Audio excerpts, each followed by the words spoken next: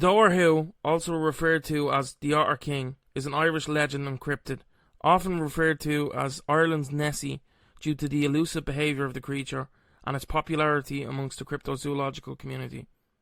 Often described as a large dog-like otter with a white pelt, black-tipped ears, and a black cross on its back, with some accounts even claiming it to have a single horn on the centre of its head. I almost fucked that up.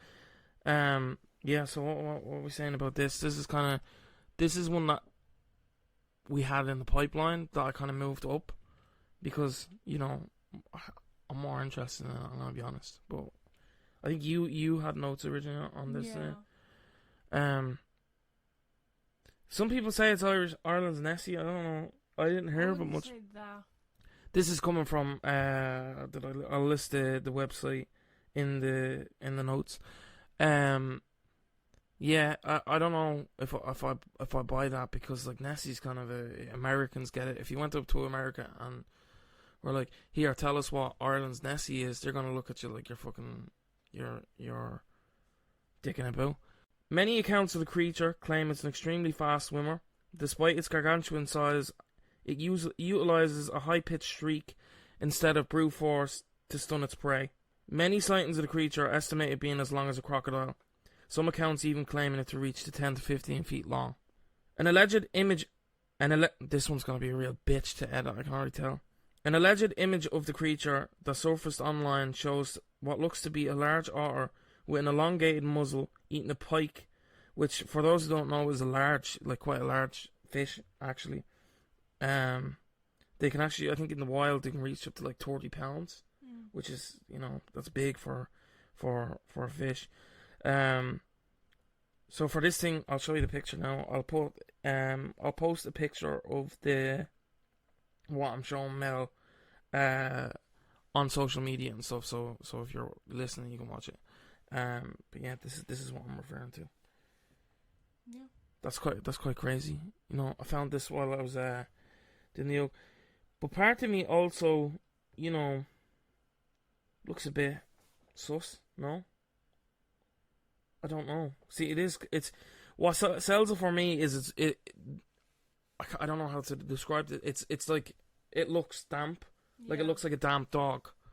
So like part of me is like, how well could an editor do it? And like if you're really that talented at editing, why are you editing otter pics? You know, unless you're, I don't know, otter fascist. I don't know if that's a thing. Who knows why people do what they do? But yeah, most otters reach like 2 foot long. So the fact that it's dwarfing this pike really shows like the size of this thing. I'm going to start with the legend that started it all. I think this one is the one that's probably most commonly known. In the year 1722, a married couple, Terence and Grace Connolly, lived in the town of Creevely in the northwest of Lake Glenade in County Leitrim. They lived a relatively quiet and happy life that was mostly uneventful until September 22nd of that year. Grace went down to the lake to wash some clothes. She then decided to take a bath in the same lake, and as soon as she entered the water, a huge creature emerged and savagely attacked and killed Grace. Later that night, when Grace failed to return home at the usual time, Terence decided to go down and check on her. To his horror, Terence found a huge beast asleep across the mangled body of his wife. Despite his grief and his pain, Terence drew his dagger to the creature that he knew was the Dobhar-Chú and killed the monster, stabbing it in its neck. However, with its final breath, it let out a high-pitched whistling scream, which alerted its mate to what was happening. Then, emerging from the depths of the lake, a second, slightly larger Dobhar-Chú emerged.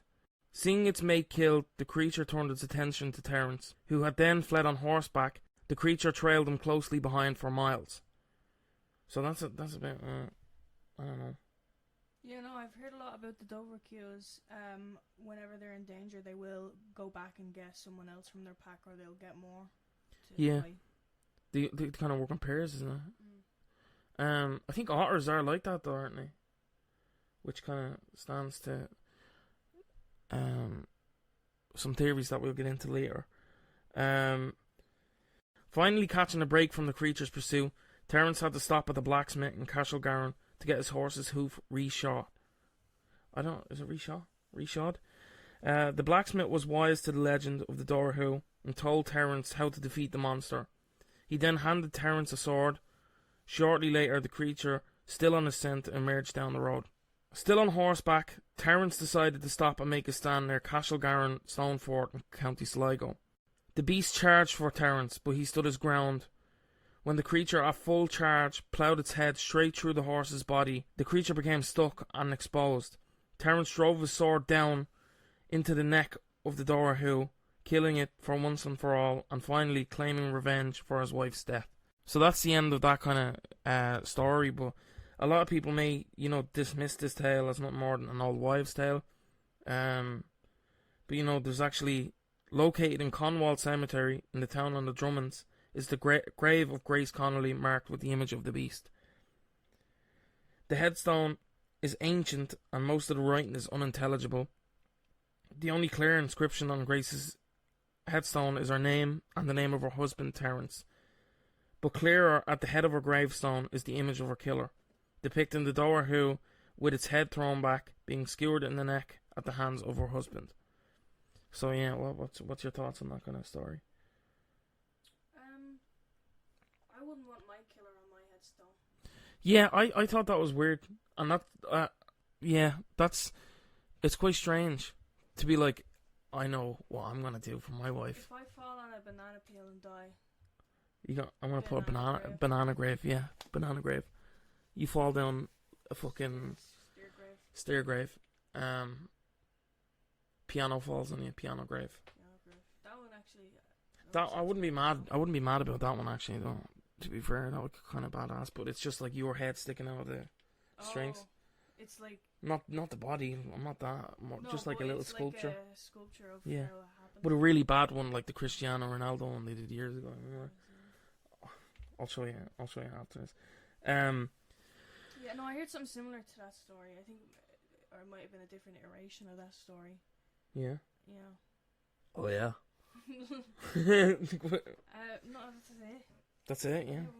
Well, it changes. I found a few iterations of it. A lot of stories are similar. It'll be like one of them, you start fighting one of them, and then they run back. They get people. They get more like Dobhar-Chús. They get the They get the gang together. Yeah. There doesn't seem to be like one specific way to get rid of them. It's just there's a few of them. That's what the kind of the blacksmith. It's strange that like he needed the advice from the blacksmith, but he killed the first one pretty well on his own. Like he's like, oh, stab it in the neck, and then he's like, damn, I can't get the next one. And the man's like, it's to what you did the first time. He's like, listen, come in, huddle in closely. What you're gonna want to do is whatever you did the first time, but sacrifice your horse. That gutted me when I was reading it. I was like, do you know what? Fuck Terence. I actually all my homies hate Terence. When I feel like it could just be like an animal that's undiscovered, or it was an animal. Yeah, that's like it was just a type of or. Yeah. There is a place now, I think, and there's still people say like they still see them there sometimes. Yeah. Well, that's in the kind of the closing thoughts that I'll get into. So about the husband, what I wanted to actually say was what I actually found interesting about the story is if you look at it a certain way, the husband and the second Dobhar-Chú, I don't know, we call him Larry, they reflect each other. Yeah. Because Terence comes and finds his wife killed. Yeah, and then they're both. The Dobhar-Chú comes and finds its mate killed. So they kind of reflect each other. With like witnessing like again like a similar situation. They both kind of had monsters that killed each other's loved ones. It's interesting that it mirrors the story of like seeking revenge. It kind of peels back emotion to something that extends like beyond human beings and their humanity and whatever, if that even makes sense. It's kind of a universal emotion for whatever this creature is, and humans and other creatures. It's interesting though, because otters in Ireland are mainly active at night, but most of the Dobhar-Chú stories I've heard, it's like daytime. Daytime, yeah. Unless she's like late night washing her clothes, but I don't think so. Yeah, It because then he would have been suspicious when she didn't arrive like immediately. It was a while then, and he was like, oh, yeah, she's not back. but unless it was sleeping and she kind of her washing clothes and kind of swimming disturbed it, like, because I don't know. So the first theory I have is that this is actually a prehistoric species that has survived isolation in Ireland's countryside and vast lake/river system, that has been further exposed by the disturbance of natural reserves and water sources by construction and other harmful environmental hazards, causing the creatures to seek outside of their usual habitats in search of food. So yeah, firstly, in science, it's not uncommon to have creatures be like rediscovered after surviving millions of years without discovery. I know a lot of evolution and stuff like that. It's a question, why hasn't the creature changed over thousands of years? But sharks, I don't know if you know that, predate trees, which is kind of crazy to think of, like a world where there's no trees and there's just fucking jaws swimming about, fucking about. What power to them. They ain't changing for nobody. So I found a species of giant otter closely matching the description of the Dobhar-Chú, which has been popping up across the globe. Discovered in 2017 in China are fossil remains of a large species of otter known as the Sigomale Beleutra, or giant otter.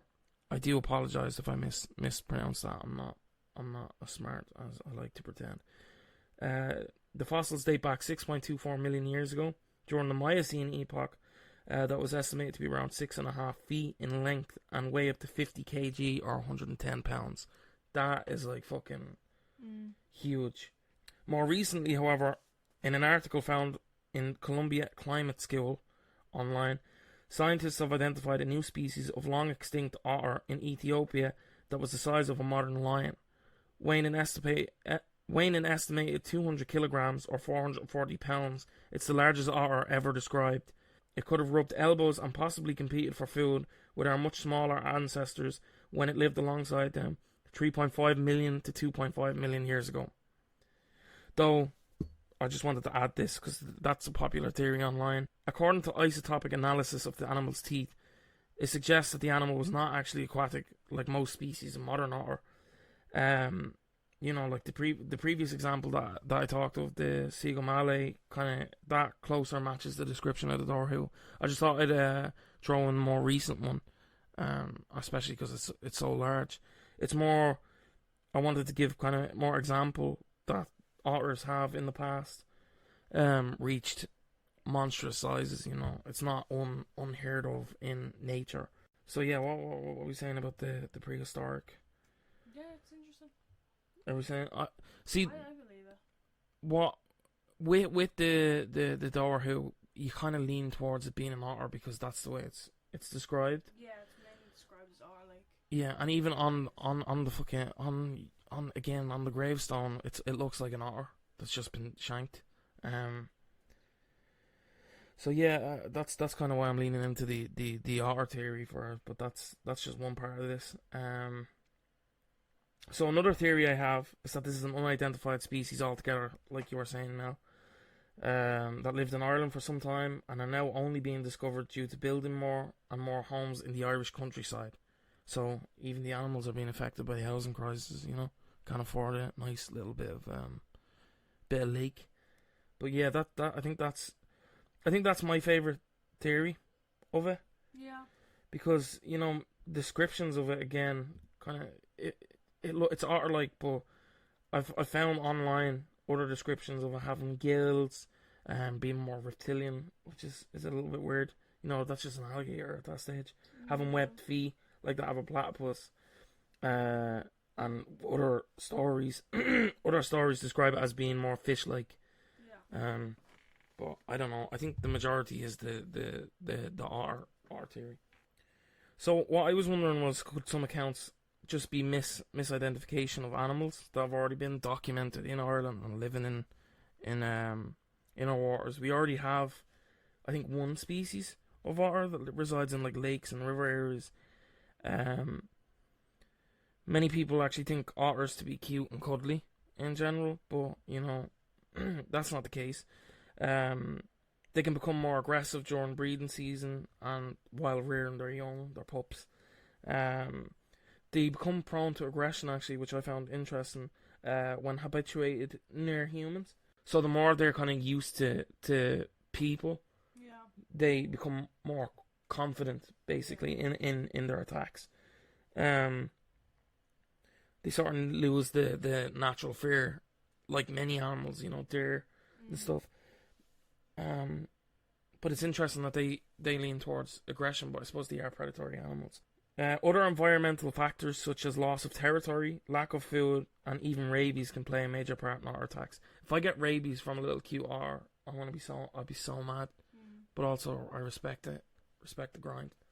Even though since 1875, there have reportedly only been 59 documented otter attacks. So that's crazy. It's a big number, but 1875, we're in like what year is it, 2025? Yeah. So, I don't know. What is that? That's not. How many's killed in like a year by like coconuts falling? Pull that up now. Yeah, so 59 documented otter attacks. I don't know how much water the otter theory holds, because it doesn't actually explain the size that's been reported. Most otters, again, reach a maximum size in its biggest species of 4 feet, which is a far cry from the 10 to 15 foot monster that's being measured.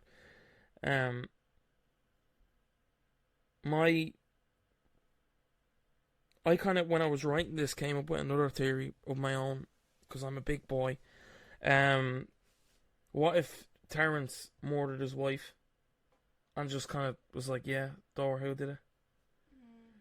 Because it's not, I'm not saying that it holds water, I don't have any evidence, but, there is skeptics out there, and there is a body, so that's something that I think a lot of people would be thinking of, and I was trying to get into that mindset of explaining it, beyond kind of the cryptozoological domain. But it's not uncommon for spousal, I can't remember what it's called, homicide or whatever, but I don't have much evidence again to substantiate it, but there is a possibility that he used the legend of the Dobhar-Chú to disguise the death of his wife, thus kind of getting away with it. But I don't know if I buy that. That was just another 2 cents. But I feel like a lot of skeptics would probably rely on that. I think I would lean towards a mix of the theories. I think it's a creature that went maybe unnoticed, and undisturbed.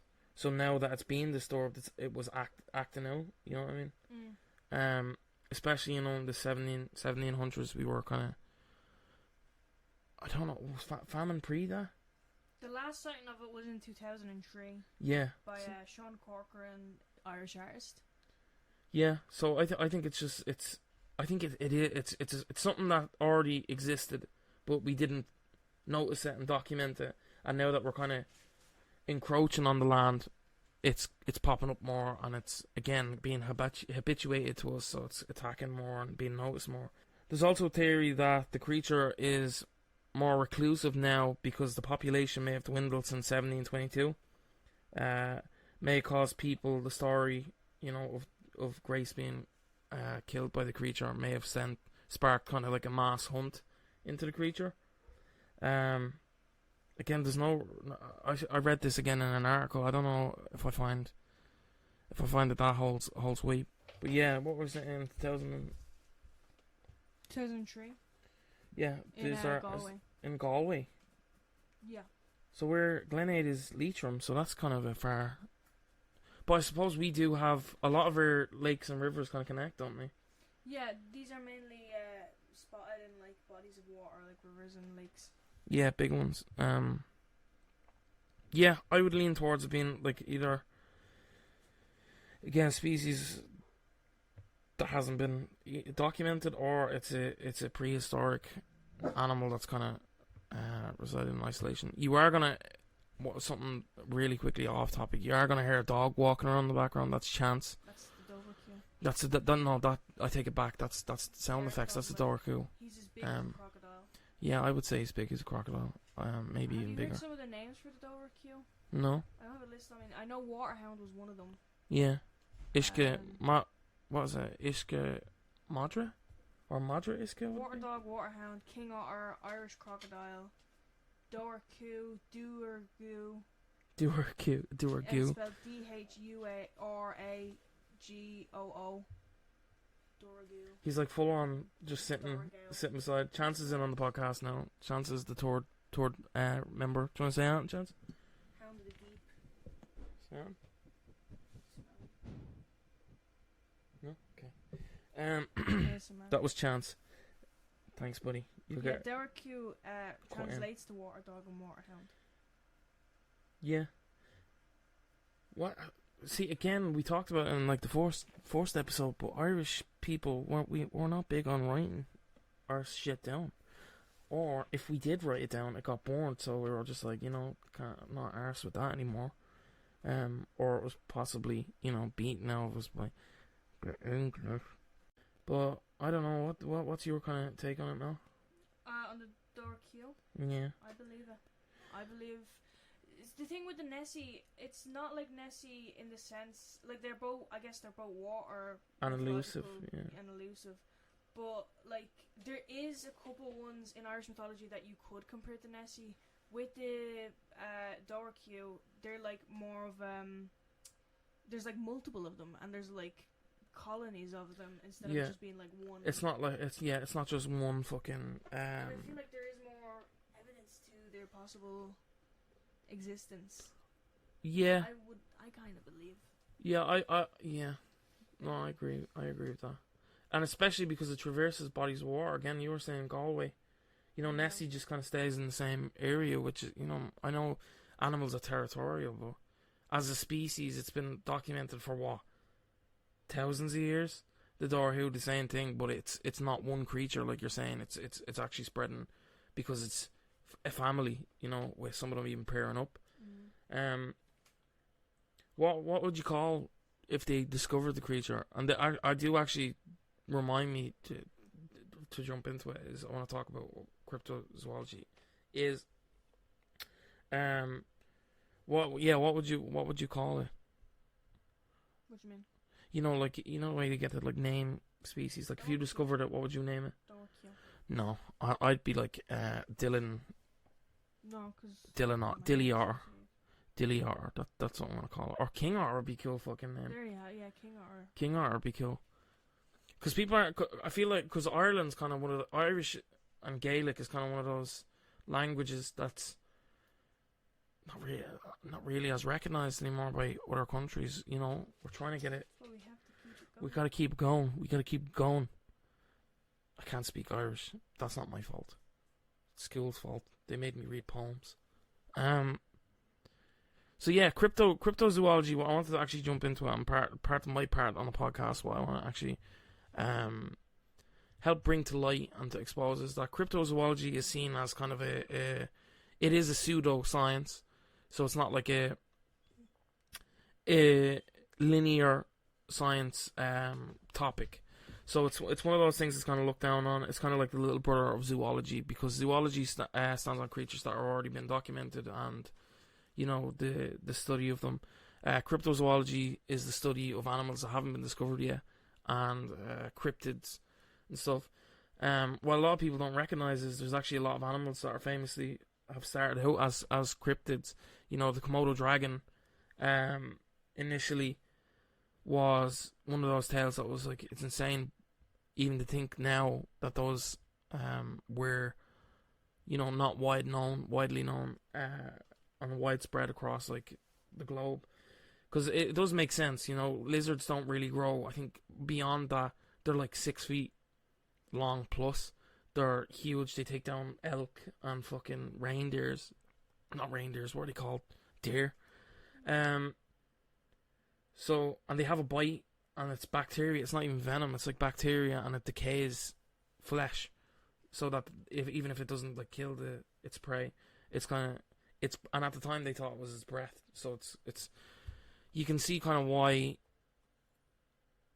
from a zoological standpoint, that they wouldn't have believed it, especially with most reptiles not growing that large, and it being isolated to just the island of Komodo.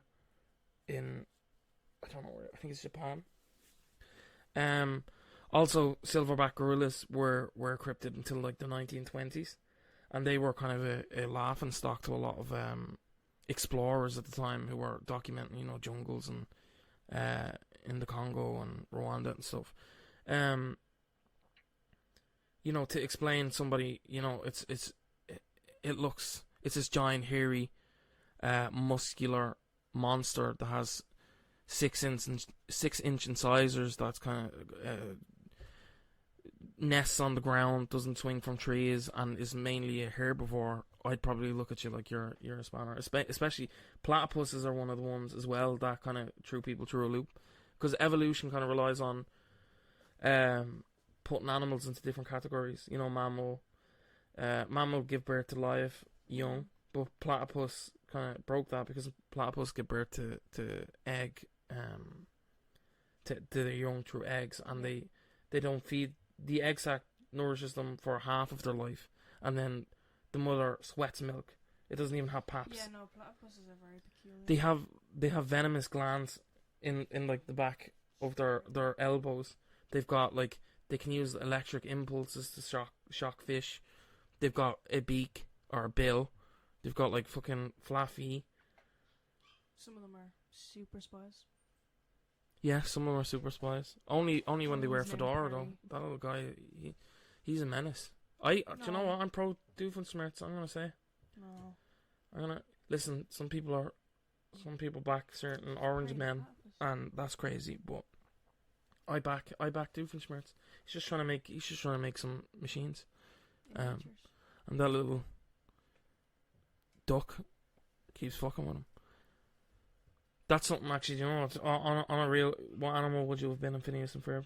I like to think, what animal would I have been if I'd been yeah, you know, the little spies? Is it Agent P? Well, they have to be kind of, well, no, they have to be kind of pets, but then there's like a panda one. Yeah, that's not a pet. A platypus is a weird pet. Yeah, but that was the point. They were peculiar kids. So in this universe, we really, we really went off. Yeah, I think I'd be I don't know. The donkey, maybe? Agent D? Yeah, that checks out. Does mine have to be Agent M then? Yeah, Agent Monkey. No. Agent Macaw. Magpie, that makes sense. No, Magpie, you're a magpie. You're a Jonah. Malayan tiger. Macaroni penguin. Agent Macaroni. Macaroni penguin. Mouse. Yeah, so that's kind of. Have you got anything to close, kind of? No. Yeah, I'm happy with it. I just want to say thank you for the support on actually the last episode. Yeah. It reached, I think it was number 17 on Leisure and Apple Podcasts, so that was incredible. You know, we never thought anybody would listen to this. Well, I don't know, Mel did. She might be a bit vain, but I never thought that we would even gain one listener. So to chart is an incredible achievement. So thank you all very much for the support. Please do remember to add us on any social medias. Remember to rate us on all the podcast accounts, wherever you get your podcasts. We're on most the main streaming ones. Any ones that we're not on, please do comment them, and we will do our best to reach those platforms. So yeah, this has been episode 2 of the Stolen Brain podcast. I've been your host, Dylan. I've been your host, Melissa. Yeah, thanks so much for your support. We'll catch you in the next one.